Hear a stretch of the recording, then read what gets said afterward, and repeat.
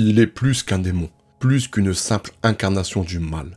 Il est la tentation qui murmure à l'oreille des rois, le pacte scellé dans l'ombre, l'écho d'un rire qui résonne au-delà des flammes de l'enfer. Méphisto n'a pas besoin de force brute pour vaincre. Il suffit d'un accord, d'une signature, d'un simple oui échappé d'une âme désespérée. Chaque héros a ses démons, et parfois c'est littéral. Préparez-vous à plonger dans les ténèbres, là où le prix du pouvoir est souvent votre âme. Bien sûr, n'hésitez pas à liker, partager et vous abonner, sinon c'est moi qui viendrai prendre votre âme. C'est parti. Chapitre 1. L'aube de Méphisto. Dans les âges les plus reculés, bien avant que le premier souffle de vie n'effleure les mondes, l'univers n'était qu'une toile vierge, une étendue infinie de vide. Lorsque la lumière de la création perça enfin les ténèbres, elle n'était pas seule. Dans son sillage naquit une contrepartie sombre, un écho de l'énergie pure qui forgeait les étoiles et les mondes. Cet écho, imprégné de chaos et de pulsions primitives, fut l'origine de plusieurs entités cosmiques liées aux émotions et aux aspects sombres de l'existence. Parmi elles, une conscience se mit à émerger lentement, se nourrissant des fragments d'émotions brutes qui flottaient dans le tissu naissant de la réalité. Méphisto. Méphisto n'avait pas de forme à ses débuts, il n'était qu'une présence diffuse, un courant de pensée dans le vide interstellaire.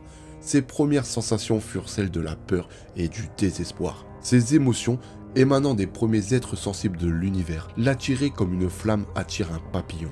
À chaque instant, il grandissait en absorbant cette énergie négative. Il devint une sorte de miroir pour les craintes les plus profondes des mortels et des créatures conscientes. À mesure qu'il prenait conscience de lui-même, il comprit que son existence n'était pas purement accidentelle. Elle était un équilibre, une réponse aux forces lumineuses qui façonnaient l'univers. Les mortels, faibles et apeurés, invoquaient déjà inconsciemment ce qui lui donnait naissance. Leur angoisse face à l'inconnu, leur terreur de la mort et leur incapacité de comprendre l'immensité du cosmos étaient autant de brèches par lesquelles ils s'infiltraient dans leurs esprits.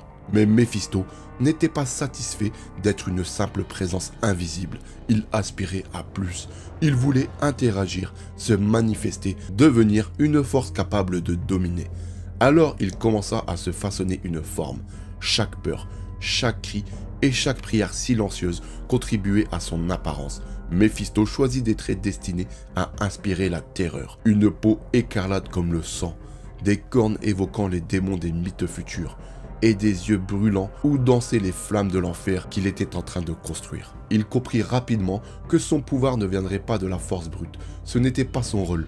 Il n'était pas un conquérant comme les titans ou les dévoreurs de monde. Non.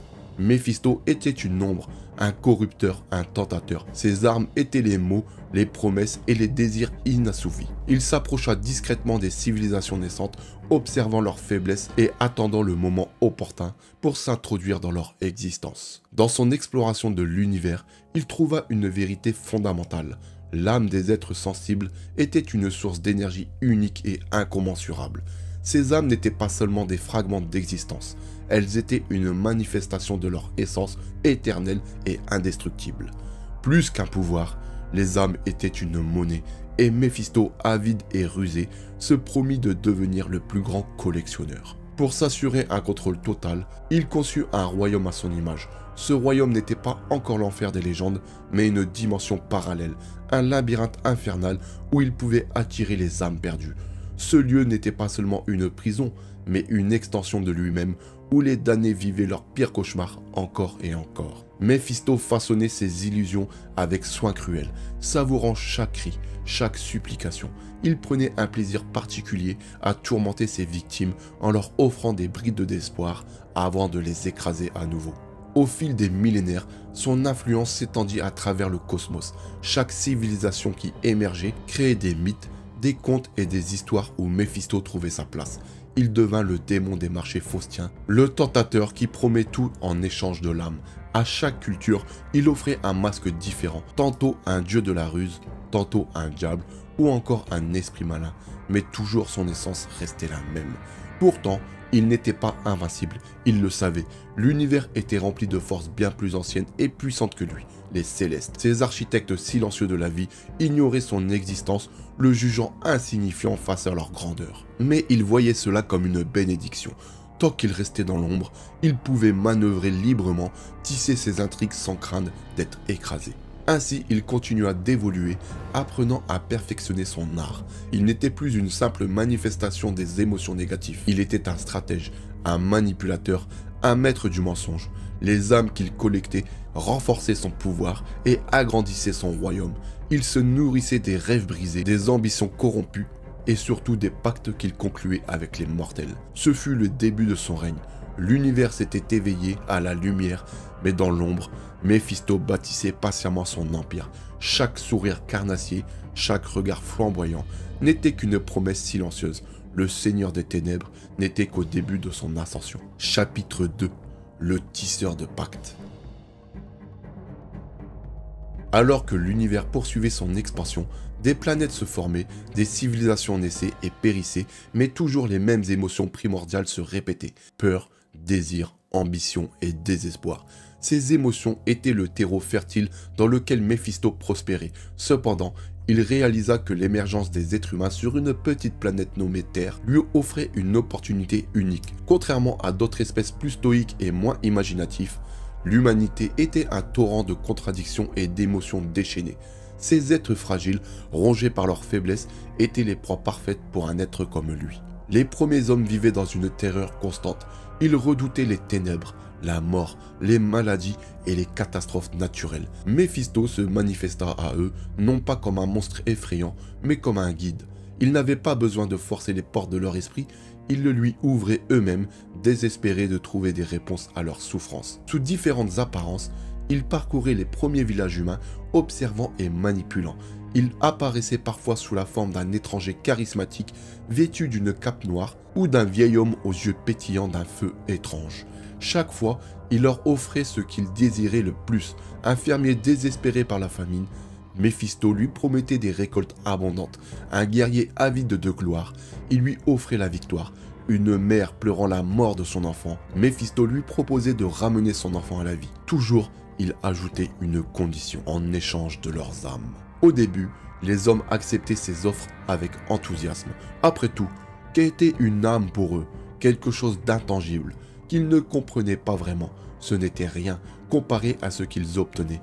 Mais ils ne comprirent la vérité qu'après leur mort, lorsqu'ils réalisèrent que leur âme était arrachée de leur corps pour être entraînée dans l'abîme infernal de Méphisto.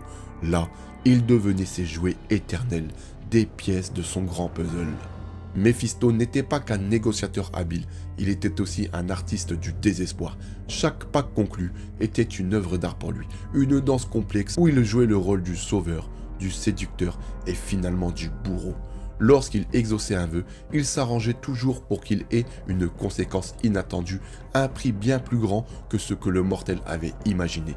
Le fermier qui obtenait des récoltes abondantes voyait ses champs ravagés par une tempête. Le guerrier victorieux devenait un tyran, haï et trahi par son propre peuple. Et la mère qui trouvait son enfant ressuscité découvrait qu'il n'était qu'une coquille vide, une marionnette animée par les forces sombres de Méphisto. Mais ce n'étaient pas seulement les paysans ou les faibles d'esprit qui cédaient à ses promesses. Méphisto savait que les âmes les plus savoureuses étaient celles des puissants, des héros, de ceux dont la chute résonnait comme un écho dans les âges. Les rois, les sorciers, les guerriers. Ces figures emblématiques étaient bien plus difficiles à séduire, mais leur corruption était d'autant plus gratifiante. Il choisissait ses mots avec soin, tissant ses intrigues autour de leur faiblesse. Un roi avide de pouvoir, Méphisto lui offrait un royaume, mais au prix de la destruction de sa propre lignée. Un sorcier cherchant à déchiffrer les mystères de l'univers, Méphisto lui donnait les réponses qu'il cherchait au prix de son humanité. Un jour, il tenta quelque chose de plus audacieux.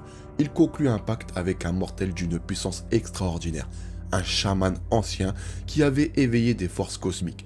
L'homme en quête de protection pour son peuple demanda à Méphisto de lui donner une arme capable de détruire ses ennemis.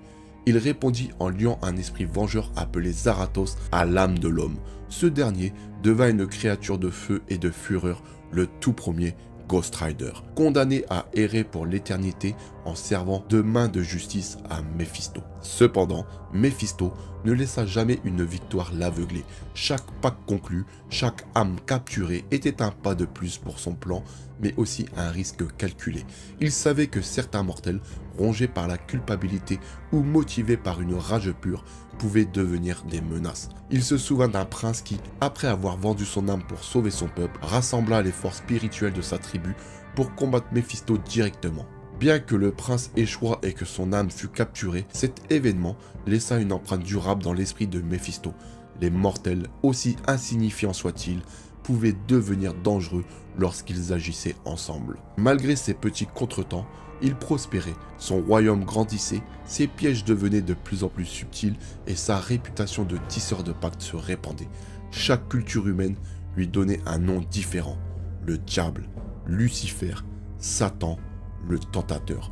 Peu importe le nom, il savait que le véritable pouvoir n'était pas dans la peur brute, mais dans la séduction. Les hommes ne venaient pas à lui parce qu'ils étaient contraints, mais parce qu'ils le voulaient. Cependant, il n'agissait pas uniquement sur Terre. Son influence s'étendait à d'autres dimensions, à d'autres espèces conscientes dans le vaste univers. Là où il trouvait des âmes à prendre, il allait. Mais la Terre, avec ses humains si imparfaits, restait son terrain de jeu favori. Leur fragilité, leur ambition sans limite et leur incapacité de voir au-delà de leurs désirs immédiats faisaient d'eux les victimes idéales. À chaque siècle, il peaufinait son art, son offre devenait de plus en plus irrésistible, ses pièges de plus en plus sophistiqués, mais il savait qu'il jouait à un jeu dangereux. Il testait les limites non seulement des mortels, mais aussi des forces cosmiques qui veillaient sur l'univers. Pour l'instant, il restait dans les marges, un parasite discret et calculateur, mais il savait que ses ambitions grandissaient. Et à mesure qu'il collectait des âmes et consolidait son pouvoir, une pensée persistante continuait de brûler dans son esprit. Son empire n'était qu'au début. Méphisto voulait plus, toujours plus. Chapitre 3. L'ascension du Seigneur des Ténèbres. Avec les siècles, il devint bien plus qu'un simple démon manipulateur. Il se contentait plus de hanter les désirs et faiblesses des mortels. Il avait construit un véritable empire, un royaume infernal qui s'étendait bien au-delà des limites de la terre. L'enfer, autrefois une dimension morcelée et chaotique, était désormais une forteresse d'illusions et de tourments façonnée selon la volonté de son maître. Méphisto était le cœur de ce royaume, son architecte et son souverain incontesté. Chaque âme qu'il piégeait devenait une brique de son trône, un maillon dans la chaîne qu'il utilisait pour étendre son influence. Mais sa domination allait bien au-delà d'être damnée. Il avait appris à exploiter son pouvoir de manière stratégique, établissant des alliances fragiles, manipulant d'autres entités cosmiques et forçant même des démons mineurs à le servir. Là où d'autres voyaient un chaos sans fin, Méphisto voyait des opportunités infinies. Il ne s'arrêta pas là. Il tourna son attention vers des êtres bien plus puissants. Les Avengers, les X-Men et même des sorciers de renom comme Doctor Strange furent confrontés à sa fourberie. Il testait leurs limites, explorait leurs failles, cherchant toujours un moyen de les faire plier. Il conclut un pacte particulièrement audacieux avec Spider-Man, effaçant le mariage de Peter Parker et Mary Jane Watson en échange de la survie de Tante May. Ce marché avait été une victoire pour Méphisto, non seulement parce qu'il montrait qu'un héros pouvait céder, mais aussi parce qu'il laissait une empreinte durable dans leur âme, un souvenir amer qu'ils pouvaient exploiter plus tard. Au fil du temps, il devint une figure incontournable des intrigues cosmiques. Il se heurta à des forces bien au-delà des mortels. Il essaya de manipuler des entités telles que Dormammu ou des démons rivaux cherchant à détruire son règne. Mais Méphisto avait toujours une longueur d'avance. Il savait que sa survie dépendait de sa capacité à intriguer dans l'ombre, à éviter les confrontations directes tout en manœuvrant pour maintenir son influence. Son ambition le poussa également à défier des forces cosmiques d'une ampleur inimaginable.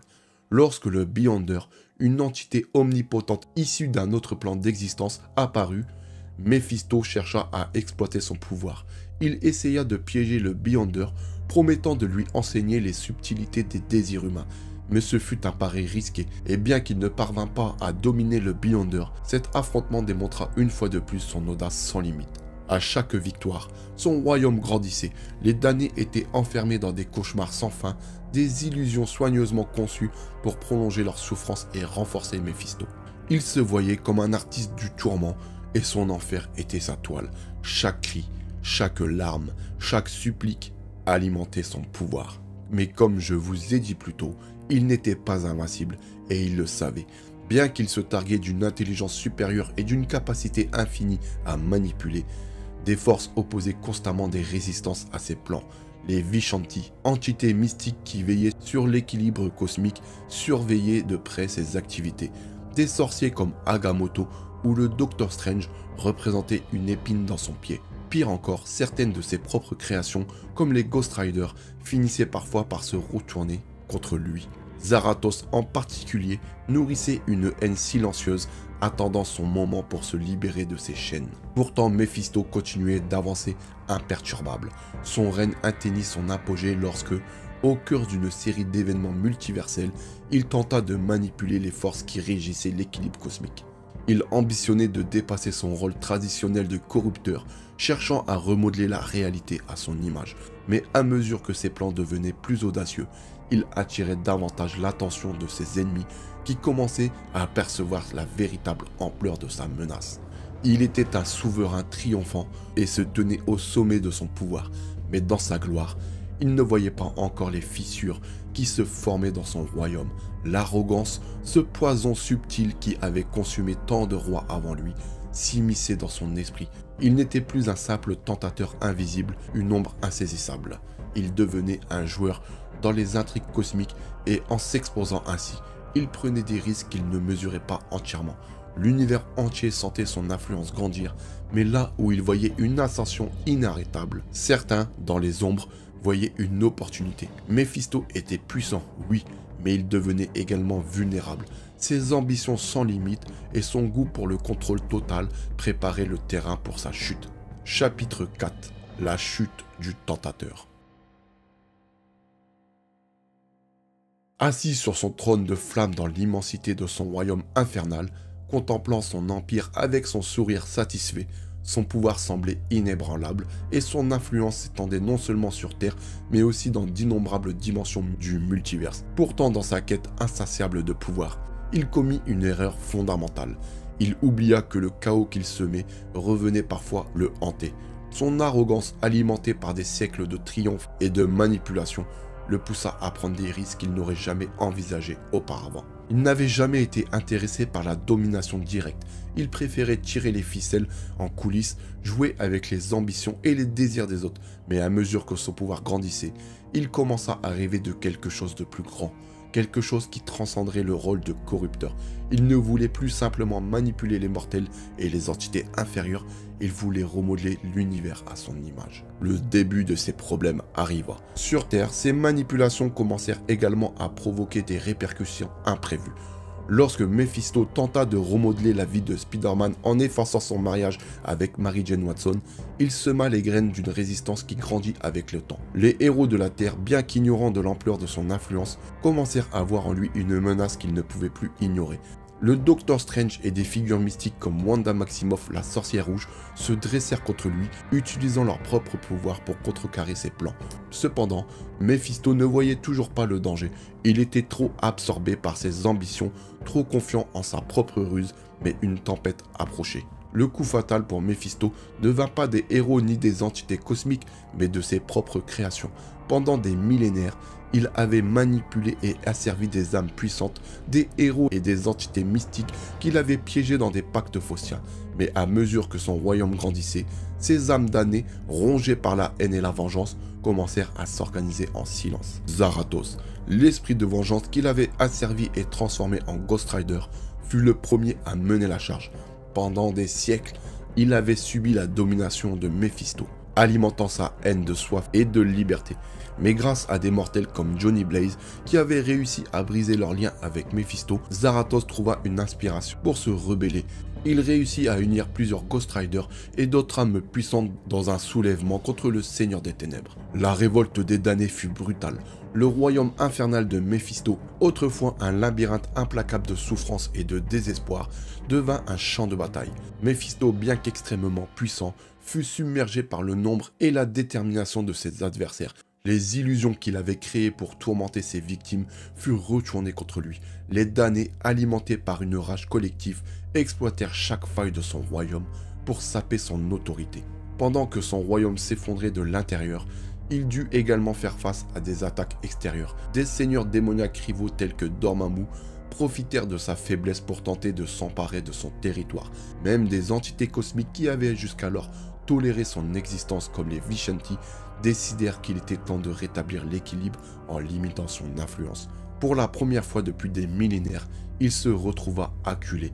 Il tenta de négocier, d'utiliser sa ruse pour détourner l'attention de ses ennemis, mais il comprit que même ses dons de manipulateur avaient leurs limites. Lorsque l'on devient trop puissant, on attire inévitablement l'attention, et Méphisto avait dépassé le point de non-retour. La fin de son règne ne fut pas immédiate. Il se battit férocement pour préserver ce qu'il avait bâti. Alors que son royaume s'effondrait, il fut forcé de fuir. Son trône, autrefois symbole de sa domination absolue, fut réduit en cendres.